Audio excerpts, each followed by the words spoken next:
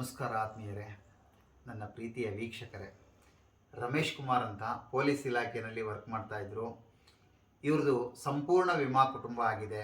ಇವರ ಕುಟುಂಬದ ಎಲ್ಲ ಸದಸ್ಯರಿಗೂ ನಾನೇ ಇನ್ಶೂರೆನ್ಸ್ ಕೊಟ್ಟಿದ್ದೀನಿ.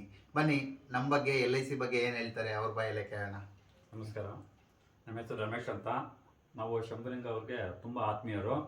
ಇವ್ರ ಮನೆ ಪಕ್ಕದಲ್ಲೇ ಇರೋದು. ಇವ್ರದ್ದು ಆಥರೈಸು LIC ತುಂಬ ಸರ್ವಿಸ್ ಚೆನ್ನಾಗಿ ಕೊಡ್ತಾರೆ.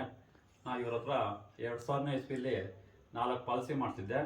ನನ್ನ ಹೆಸರಲ್ಲಿ ಒಂದು, ನಮ್ಮ ಮನೆಯವ್ರ ಹೆಸರಲ್ಲಿ ಒಂದು, ನನ್ನ ಮಗ ಮತ್ತು ನಮ್ಮ ಮಗಳ ಹೆಸರು 4 ಪಾಲಿಸಿ ಮಾಡಿಸಿದ್ದೆ. 2015ರಲ್ಲಿ ಹಣ ಬಂತು.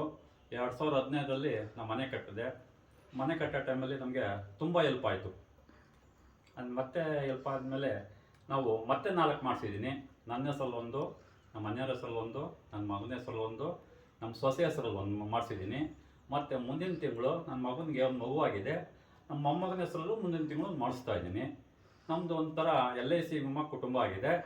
ಆದ್ದರಿಂದ ನೀವು ನಿಮ್ಮ ಒಂದು ಮನೆಯಲ್ಲಿ ಒಬ್ಬರ ಹೆಸರಿಗೆ ಒಂದೊಂದು ಪಾಲಿಸಿ ಮಾಡಿಸಿ. ಅದು ಯಾವತ್ತಿದ್ರೂ ನಿಮಗೆ ಒಳ್ಳೆಯದಾಗುತ್ತೆ.